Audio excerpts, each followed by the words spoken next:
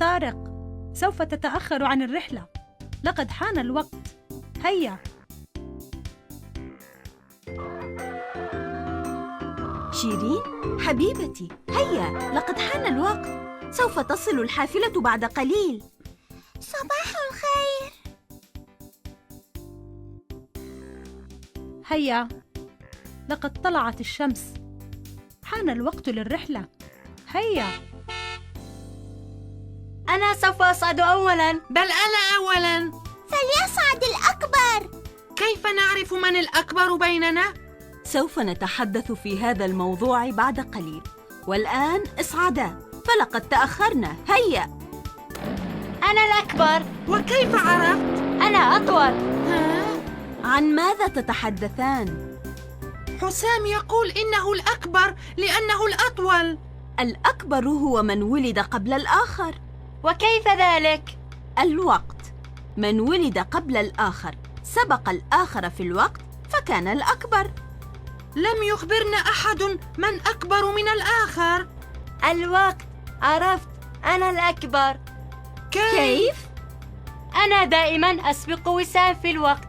أنا أستيقظ أولاً وأنام أولاً وأنهي دراستي أولاً. إذن أنا الأكبر.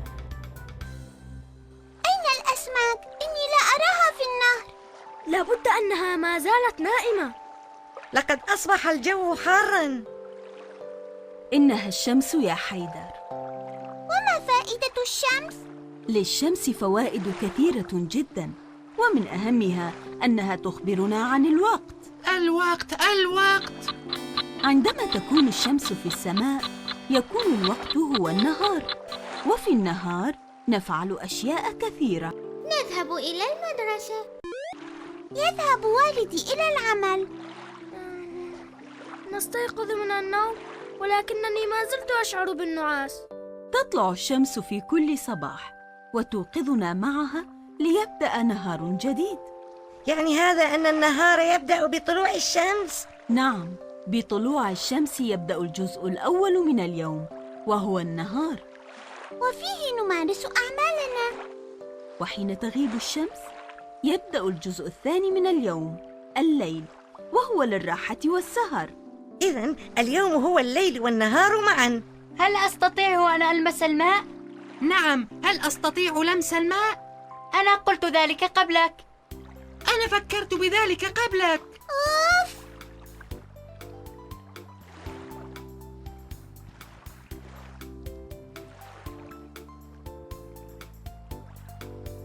النهر جميل جدا. انظروا، سمكة. لقد رأيتها. إنها سمكة.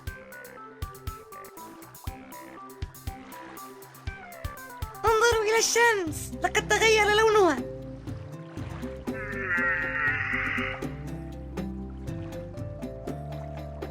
لقد اقترب موعد غروبها.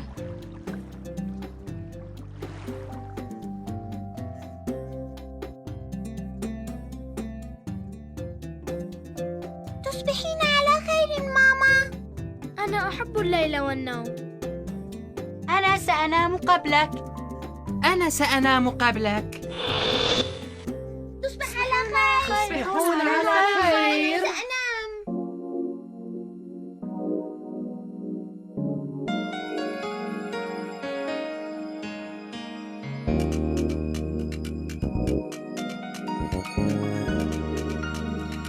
بعد شروق الشمس. بعد شروق الشمس.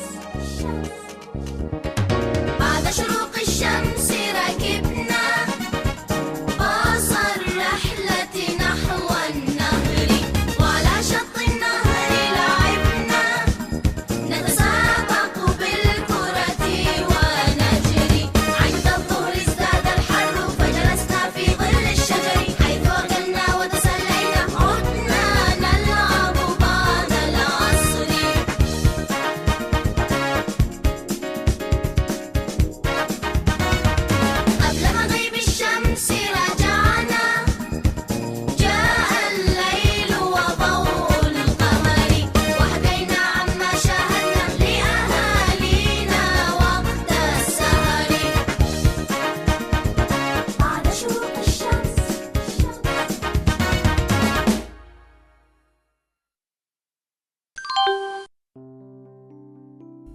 يحكى أن خنفسة صغيرة كانت ترفض أن تخرج إلى سطح الأرض، فلقد كانت كسولة جداً ولا يعني لها الوقت شيئاً، لكن والدتها المسكينة لم تكن راضية عن هذا الحال، وعندما كانت تطلب منها الخروج كانت دائماً ترفض بحجة الجو. فعندما يأتي الشتاء تقول إن الجو بارد جداً لا أستطيع الخروج، وفي الصيف تقول الجو حار لا أريد الخروج، وفي الخريف تقول إن الهواء شديد جداً لا أريد أن يقذفني للبعيد، وفي الربيع تقول إن الأزهار العالية تملأ المكان أخاف أن أضيع. هيا يا خنفسة، اصعدي إلى الأرض لتري كم هي جميلة. أمي، أريد أن أنام. وفي يوم من الأيام استيقظت خنفسة ووقفت أمام المرآة، وعندما نظرت إلى نفسها بدأت بالصراخ والبكاء. أمي، لقد اختفت بقعي التي كانت تزين ظهري. كانت خنفسة خائفة جداً، لكن والدتها عرفت السبب. إنها الفصول ال4 يا خنفسة، لقد غضبت منك لأنك لا تعملين في أي فصل منها. وما الحل؟ لا أريد أن أبقى هكذا دون بقعي. لكن والدتها قالت لها إن الحل هو أن تخرج إلى سطح الأرض وترحل مع الفصول ال4، ومع كل رحلة سوف يعيد لها الفصل بقعة من بقعها ال4. حزمت خنفسة أغراضها. عندما صعدت إلى السطح وجدت أزهاراً عالية. كانت خنفسة خائفة جداً، لكن إحدى الزهرات انحنت لها. اصعدي يا خنفسة على سطحي. صعدت خنفسة إلى سطح الزهرة، فوجدت الدنيا مليئة بالأزهار والألوان الجميلة والعصافير. يا الله، ما أجمل هذه الألوان! ما كل هذه الأزهار! إن المكان رائع! إنه فصل الربيع يا خنفسة. الربيع؟ كانت خنفسة خجلة من نفسها لأنها لم تخرج في فصل الربيع من جحرها. نظرت إلى الزهرة بخجل وأخبرتها عن مشكلتها، فقالت الزهرة لها: سوف أساعدك إذا وعدتني بأن تعملي في الربيع. وافقت خنفسة على العمل في الربيع، وبدت صادقة ومتحمسة، فأعطتها الزهرة بقعة لتضعها على ظهرها. كانت خنفسة فرحة جداً، لكن الشمس بدأت بالارتفاع حتى ذبلت الزهرة شيئاً فشيئاً.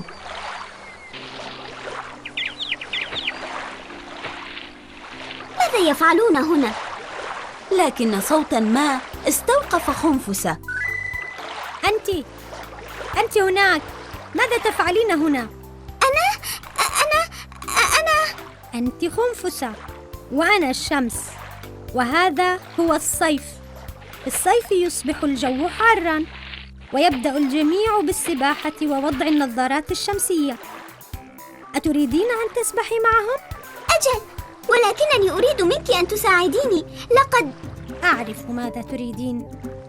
تريدين بقعة على ظهرك، لكنك أولاً يجب أن تعديني بأن تعملي في فصل الصيف وتصبحي نشيطة. لقد أحببت الصيف كثيراً. أعدك بأن أعمل دائماً في فصل الصيف. وما أن التصقت البقعة عليها حتى طارت بعيداً. كانت الريح شديدة، لكنها كانت تطير، وإلى جانبها أوراق شجر صفراء جميلة. وقفت ورقة صفراء بجانبها وسألتها: من أنت؟ أنا خنفسة. أنت خنفسة إذن. أهلا بك في فصل الخريف. الريح شديدة جدا، أهكذا هو الخريف؟ نعم، وأنا أحب الخريف لأن الريح تحملني إلى أماكن كثيرة. هل تعدينني بأن تعملي في الخريف؟ سوف أعمل في الخريف، أعدك بذلك. إذن تمسكي جيدا بهذه البقعة. أعطت الورقة الصفراء البقعة الثالثة لخنفسة، التي أثقلتها البقع الثلاث فسقطت على الأرض. وحال سقوطها بدأ المطر ينزل من السماء. ما أجمل المطر! لكن غيمة كبيرة اقتربت من خنفسة وقالت: أنا غيمة شتاء. أنا أحب الشتاء والمطر. هل تعطينني البقعة الرابعة من فضلك؟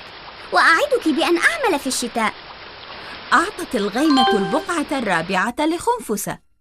أنا أحب الربيع والصيف والخريف والشتاء.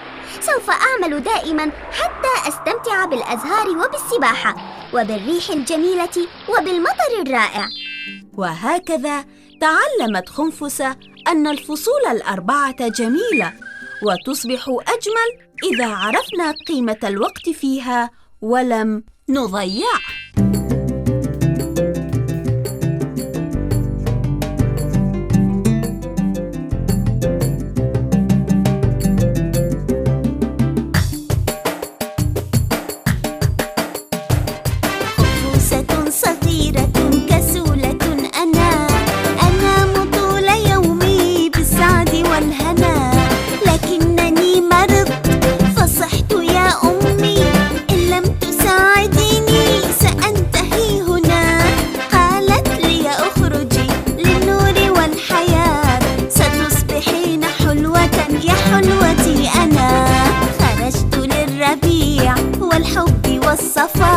وعند حر الصيف هربت نحو الماء، وفي الخريف بدأت مع الرياح أطير، وفي حقول الثلج لعبت في الشتاء.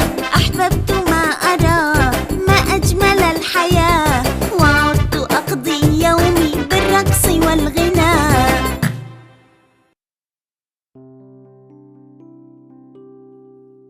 أخيرا جئت يا شيرين، لماذا تأخرت؟ هيا بسرعة ارتدي ملابس الرياضة والحقي بنا إلى الملعب. أنت دائما تتأخرين.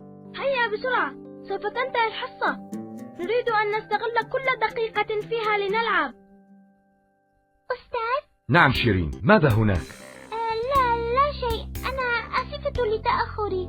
لا عليك، ولكن أسرع الآن إلى الملعب. شيرين، أنت معهم أم معنا؟ ماذا دهاك؟ هل أنت نائمة؟ لا تتحدث بشيرين إذا خسرتم. لن نخسر أبدا، سترى من الذي سيفوز اليوم. أجل، اليوم؟ ألا يذكركم اليوم بشيء ما؟ لم يبقى لدينا الكثير من الوقت، هيا بسرعة، ما زال فريق حسام متقدما على فريق طارق. انتهى الوقت، هيا فريق حسام هو الرابح. لم يتذكر أحد أن اليوم هو عيد ميلادي. أنا حزينة جدا. لكن لماذا لم تذكريهم بعيد ميلادك بالأمس؟ فلفل معه حق، ربما نسوا أن اليوم هو عيد ميلادك. لقد قلت لهم وذكرتهم به الأسبوع الماضي. كان يوم السبت، وقلت لهم سوف يمر الأحد ثم الاثنين ثم الثلاثاء ثم يأتي الأربعاء ثم الخميس وأخيرا الجمعة ثم يأتي السبت وهو يوم ميلادي. وما هو اليوم؟ ماذا بك يا ظريف؟ اليوم هو السبت. السبت أول يوم في الأسبوع.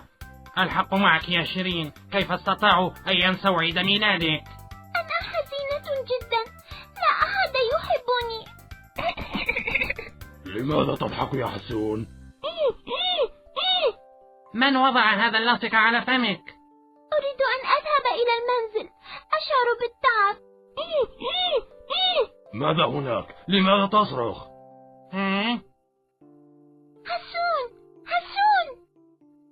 حسون، أنت تخيفني حقا. ماذا هناك؟ ألا تريد أن تتكلم؟ هل عاقبك أحد بمنعك من الكلام؟ حسون كثير الكلام، لابد أنه فعل ما يستحق العقاب عليه. هكذا إذن، حسنا، سوف أتكلم. اليوم استيقظت في الصباح. ومتى تستيقظ؟ طبعا في الصباح. ثم غسلت وجهي وتناولت إفطاري ورتبت وشي وبدأت بجمع طعامي. ثم شيرين، أرجوك ضعي لاصق على منقاري مجددا، لا أريد أن أتكلم. أنت تخفي شيئا عنا، أليس كذلك؟ هيا يا حسون، نحن أصدقاؤك. اليوم رأيت الشمس وهي تشرق، وبالأمس رأيتها وهي تغيب قبل حدود الليل. أنا لا أفهم شيئا مما تقول. حسنا، سوف أذهب إلى المنزل قبل حلول المساء. لقد بدأت أشعر بالجوع. ستذهبي إلى المنزل، لم يحن الوقت بعد. الوقت؟ وقت ماذا؟ وقت أمي! أين ذهبوا جميعا؟ إنه يوم سيء منذ البداية، وأمي وأبي أيضا لم يتذكرا أن اليوم عيد ميلادي. عيد ميلاد سعيد! أرأيت ما فعله أصحابك من أجلك يا شيرين؟ على الرغم من الخسارة التي تسببت بها اليوم في الصباح. إنه المساء الآن، فلننسى ما حدث في الصباح ولنستمتع بالحفلة. هيا لنطفئ الشمع. سنة حلوة يا شيرين، سنة حلوة يا شيرين، سنة حلوة يا شوشو، سنة حلوة يا شيرين. لقد وضعت والدتك 6 شمعات. لقد أصبح عمرك 6 سنوات. أنا أحب أعياد الميلاد. أرأيتم؟ لم أقل لها شيئا، مع أنها انتزعت لاصقا لقاري. لكنك قلت كل شيء لنا. إنها هديتي أنا ووسام. أنا وحسام. كم هي جميلة. هذه هديتي أنا. أنت تتأخرين دائما. فكرت بأن يكون في غرفتك ساعة تذكرك بالوقت حتى لا تتأخري عن الدرس أبدا. هل هناك من أحضر لي شيئا آخر غير الساعة؟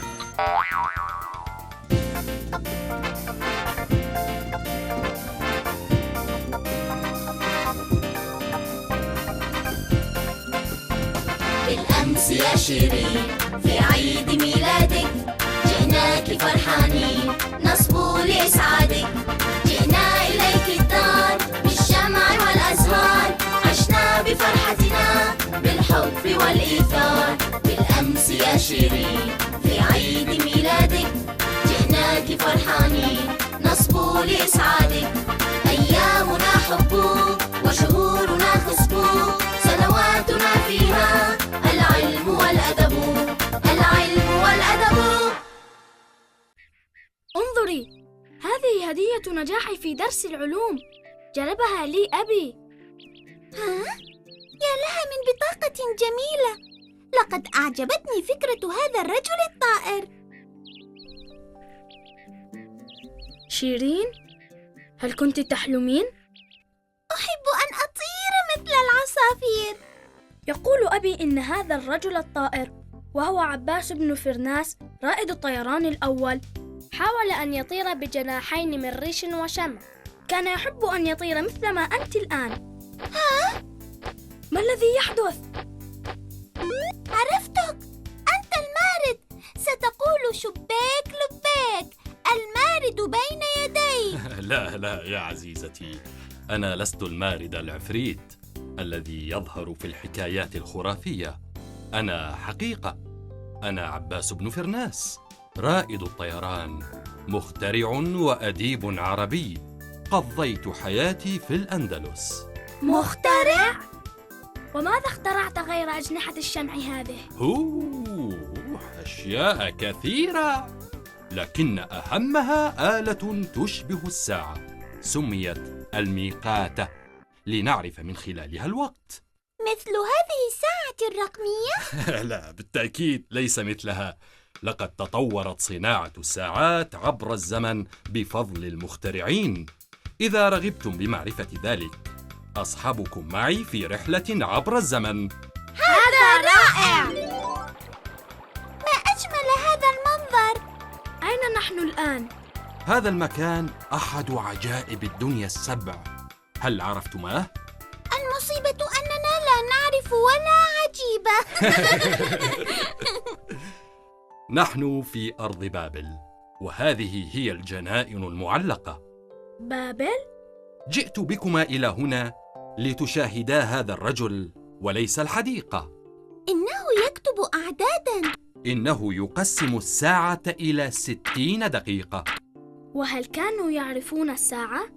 كانوا يحاولون معرفة الوقت والزمن عن طريق الشمس والنجوم. فطول اليوم يتوقف على المدة التي تستغرقها الشمس لتعود إلى موقعها في السماء مرة ثانية. لماذا هبطنا هنا؟ لقد تعبت، لنسترح قليلا قبل أن يذوب هذا الشمع. انظروا إلى ظلال أجسامنا، إنها جميلة وطويلة. تذكرني هذه الظلال بأقدم ساعة عرفها الإنسان. انظروا إلى ظل العود الذي يسقط على الأرقام، إنه يشبه حركة عقرب الساعات لديكم. لقد عرف الإنسان الأول الزمن عن طريق قياس زاوية الظل التي تحدثها الشمس. وماذا كانوا يسمون اختراعهم هذا؟ كانوا يسمونها مزولة، وقد عرفت المزولة في بابل في القرن الثالث قبل الميلاد، فقد وضع الكاهن والأديب البابلي بيروسس أول تصميم للمزولة. مزولتي عبارة عن نصف كرة مجوفة أطرافها مسطحة، وفي وسطها العلوي أضع خرزة، وأثناء النهار يتحرك ظل الخرزة في قوس دائري مقسم إلى 12 جزءا متساويا. أين نحن؟ في المدينة الإغريقية حوالي العام 400 قبل الميلاد. ومن هذا الرجل؟ إنه العالم المفكر أفلاطون. أنا أقوم الآن بعمل الساعة المائية كما ترون. ساعة تعمل بالماء؟ أجل، ولكن الماء الذي أسكبه في هذا الوعاء سيتبخر شيئا فشيئا، وما هذه الدرجات إلا علامات على مضي الوقت. أتعلمون أن في الحضارة الإسلامية الكثير ممن برع في صناعة الساعات، مثل التي تعمل بالماء والرمل والزئبق والأثقال المختلفة؟ هذا رائع! هذا هو الخليفة العباسي هارون الرشيد، إنه يتأمل الساعة النحاسية. سأهدي هذه الساعة العجيبة إلى ملك فرنسا شارلمان. علمت فيما بعد أن الملك شارلمان قد أدهشته هذه الساعة. انظروا إلى هذه التحفة الفنية. هذه هي الساعة الرملية، وقد استعملها الناس منذ العصور القديمة. إنها مليئة بالرمل. كيف تعمل؟ إن الرمل الساقط من الانتفاخ العلوي سينسكب كله في الانتفاخ الزجاجي الأسفل، وبهذا يكون قد مضى وقت. هذا الوقت نحدده، فنعلم بذلك الوقت من خلال حركة هذين الانتفاخين. شيرين، لقد تأخرنا كثيرا، سينشغل أهلنا علينا. هذا صحيح، لقد نسيت أن أكتب واجباتي المدرسية. لا تقلقا، سأعود بكما في ثوان. المهم أنكما عرفتما أهمية الوقت. هذا صحيح، أمي دائما تقول الوقت من ذهب.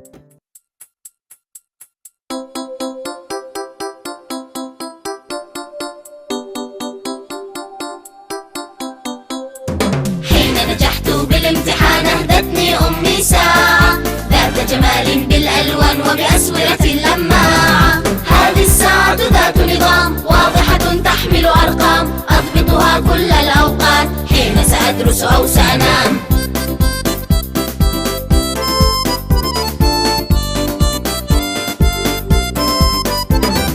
أحفظ كل مواعيدي، أقسم وقتي بالساعات، أعرف أن الوقت ثمين لا يرجع أبدا إن فات. هذه الساعة ذات نظام واضحة تحمل أرقام أضبطها كل الأوقات حين سأدرس أو سأنام.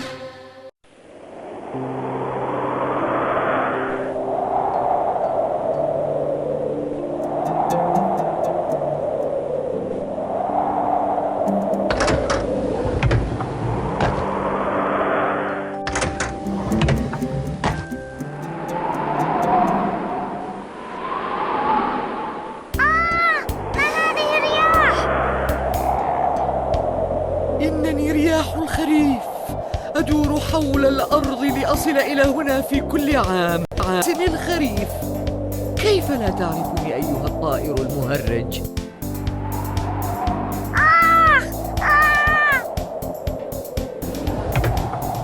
الحمد لله أن لي بيتا.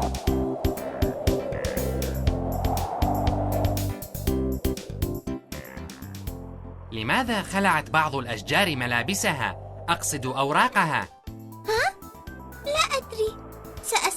أمي، أعتقد أن الأشجار تحب التغيير. ماما، لماذا تخلع الأشجار أوراقها؟ الأشجار مثلنا كائنات حية. ألا تغيرين ملابسك في كل فصل من فصول السنة؟ هذا صحيح، أحب أن أغير ملابسي دائما. وهذا ما تحققه لك الفصول ال4. لم أفهم. نحن الآن في فصل الخريف، أي نحن بين الصيف والشتاء، يعني أننا سننتقل من حرارة الصيف تدريجياً إلى برودة الشتاء. إذن الملابس تعبر عن الفصول؟ نعم، فملابس الخريف تكون معتدلة وملونة، بينما ملابس الشتاء تكون ثقيلة وألوانها داكنة وتميل إلى السواد. ولماذا ألوان الملابس الشتوية داكنة؟ لأن الألوان الداكنة ومنها الأسود تمتص حرارة الشمس، ونحن نحتاج إلى الدفء في الشتاء. يا إلهي، كم هي مخيفة هذه الأشجار بدون أوراقها! يا إلهي، كيف سأنام في هذا الجو المفزع؟ ماذا تريدين مني أيتها الشجرة؟ يبدو أنك خائف مني. هذا صحيح، وتمتعدي عن النافذة. يبدو أن شكلي الجد راقي قد أفزعك يا صغيري. ألم تعرفني؟ هل نسيت كيف كنت تتسلق جذعي وتتدلى على أغصاني أنت وظريف وحسون؟ أنت الشجرة الأم، الشجرة الكبيرة في الحديقة. نعم، لكن لماذا تبدين صلعاء؟ أنت مخيفة هكذا. هذا بسبب تغير الفصول. ألم تدرس العلوم؟ ماذا تقصدين أيتها الشجرة الأم؟ في الخريف تتساقط أوراقي استعدادا لدورة حياة جديدة، ففي الربيع تنمو لي أوراق جديدة وأزهار. في الصيف تنضج ثماري وتصبح جاهزة للقطاف. وهكذا عندما يأتي الخريف أكون قد تعبت وأحتاج إلى الراحة والتغيير قبل الدالية، فتتساقط أوراقي في الخريف وأرتاح من العمل طوال فصل الشتاء. ياه، إنك تخزنين معلومات كثيرة مثل الحاسوب. لهذا أسمى الشجرة المعمرة. أحب فصل الشتاء، فيه ألعب بالثلج. ما رأيكم لو نصنع رجل الثلج؟ أنا أقترح أن نتسابق، كل واحد منا يصنع تمثال ثلج خاص به، والأسرع منا هو الفائز. بل من يتقن عمله أكثر هو الفائز. دعوني أكمل اقتراحي. طبعا الأسرع والأجمل سيكون الفائز. هيا لنبدأ. عدت ثانية أيها المشاغب. هيا أيها الكسول، تعال والعب معنا، فالسبات الشتوي للحشرات والديدان وليس لك. أنا الفائز. بل أنا الفائزة. بالتأكيد أنا الفائز، لأنني بذلت جهدا كبيرا في صناعة هذا الرجل الثلجي. لأنه سمين. يجب أن يكون رجلا ثلجيا وليس فتاة ثلجية. إنها فتاة الثلج وهي الأجمل، إنها تشبهني. أنا الفائز لأنني أتقنت صنع الرجل، فهو ليس سمينا وليس فتاة. أنا الفائز، قلت لكما. اسمعوا، أتريدونني أن أحكم بينكم؟ حسنا، أصنع أمامي رجل ثلج من جديد كي أقرر من الفائز بينكم. افتحي النافذة شيرين، إنني أشعر بالبرد. ها؟ أغلق النافذة يا شيرين، أكاد أتجمد. هل رأيت فتاة الثلج؟ يبدو أنك كنت تحلمين أحلاما سعيدة. من حقك، فالجو هنا دافئ ومريح. أعتقد أن دفء الفراش وبرد الجو جعلني أتخيل أشياء كثيرة. ما هذا؟ لا أحب النوم الطويل. متى يأتي الربيع؟ أنا أحب الربيع. لكن الشتاء جميل. جعلك تتخيلين أشياء جميلة.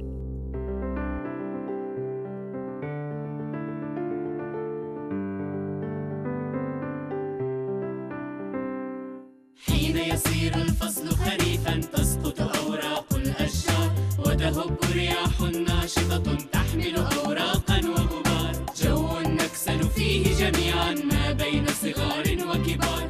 وإذا صار الفصل شتاء حل البرد مع الأمطار وتهب رياح عاصفة نهرب منها ليل نهار. فإذا نزل الثلج الأبيض رحنا نلعب حول الدار.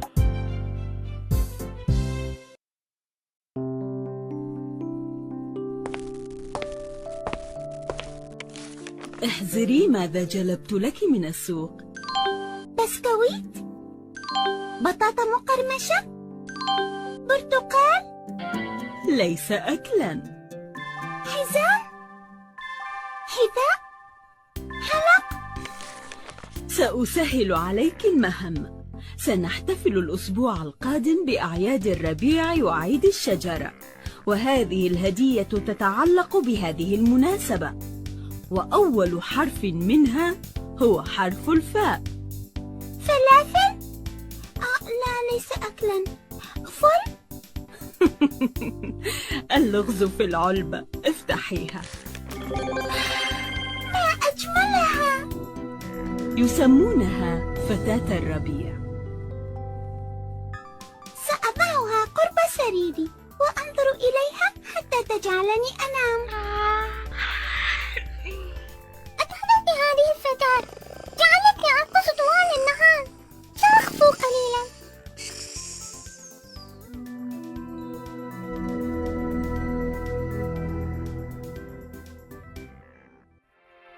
كيف تعملين طوال النهار؟ أنا أستمد طاقتي ونشاطي من الربيع. ومن هو الربيع؟ فصل من فصول السنة الأربعة، يبدأ في 21 من آذار حيث ينتهي الشتاء. وهل الربيع يشبه الشتاء؟ يقال إن الربيع أجمل فصول السنة، وفيه تتفتح الأزهار وتورق الأشجار وتنضج الثمار وتذوب الثلوج ويعتدل الطقس. حقا؟ هل ذهب البرد والغيوم والزكام والملابس الثقيلة؟ نعم، بإمكانك أن ترتدي ثيابا ربيعية خفيفة والملونة. يبدو أن الربيع مشرق، لهذا تكثر في الربيع الرحلات والاحتفالات. وإن رغبت أصحبك معي في رحلة إلى مدينة الأزهار والربيع.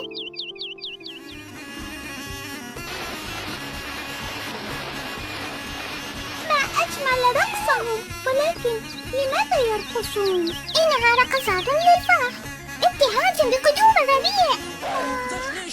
ما أجمل الربيع، سأرقص معهم. ليس لدينا وقت كثير، علي أن أصحبك إلى أماكن أخرى لتشاهد الناس وهم يحتفلون بقدوم الربيع، كل على طريقته الخاصة. ماذا يفعل هؤلاء؟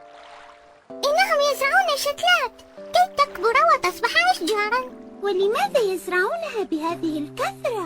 إنهم يحتفلون بقدوم الربيع، لهذا يزرع كل واحد منهم نبتة ويسمون هذا اليوم عيد الشجرة، وهو أول أيام فصل الربيع.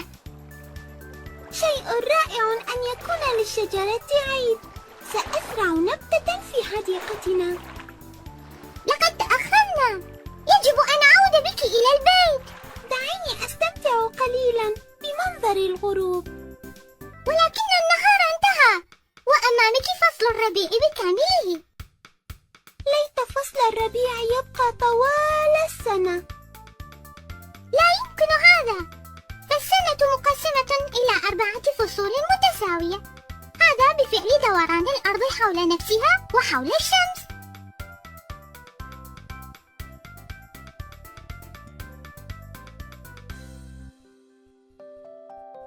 لقد تعبت أيتها الفتاة الطيبة، وعليك أن تنامي الآن وسأذهب إلى المدرسة.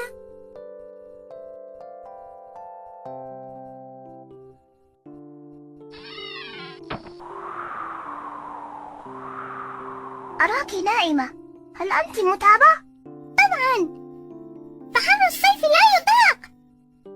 ولكنني فتحت النافذة. شكرا، سيلطف هذا النسيم جو الغرفة. لهذا جئت إلى هنا كي أحتمي بالظل من الشمس الحارقة. لا أدري لماذا يأتي فصل الصيف. فوائد الصيف كثيرة يا حسون، فالشمس تعمل على إنضاج الثمار، كما أنها تبخر المياه لتكون منها غيوما للشتاء، وأشعة الشمس تقضي على الجراثيم، والناس يحبون السباحة في هذا الفصل. الحقيقة أنا لا أحب من الصيف غير الفواكه اللذيذة، وهي تتدلى على الغصون. سأذهب لأشرب عصير العنب.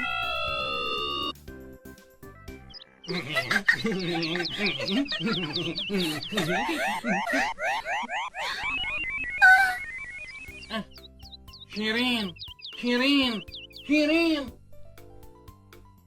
أشعر بحرارة في رأسي. الحمد لله أنك لم تصابي بضربة شمس. ضربة شمس؟ وكيف تضربها الشمس؟ في الصيف تكون أشعة الشمس قوية، لذلك علينا ألا نلعب أو نسير طويلا تحت أشعة الشمس. عرفت الآن لماذا يرتدي طارق القبعة في الصيف. الناس يفعلون الكثير من أجل الوقاية من أشعة الشمس، فهم يرتدون القبعات أو النظارات الشمسية، أو يحملون المظلات الشمسية. الآن فهمت. ليتك تتعلمين بسرعة.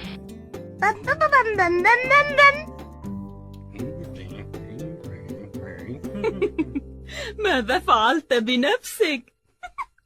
تبدو مضحكا. لا يهم، فالوقاية خير من العلاج حتى لا أصاب بضربة شمس.